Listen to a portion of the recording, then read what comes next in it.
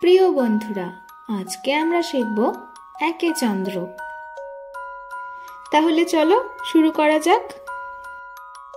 এক, একে চন্দ্র। দুই, দুইয়ে পক্ষ। তিন, তিনে নেত্র। চার, চারে বেদ। পাঁচ, পাঁচে পঞ্চবান। ছয়, ছয়ে ঋতু। সাত, সাতে সাত সমুদ্র।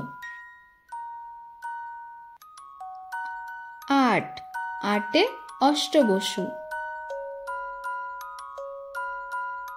নয়, নয়ে নবগ্রহ।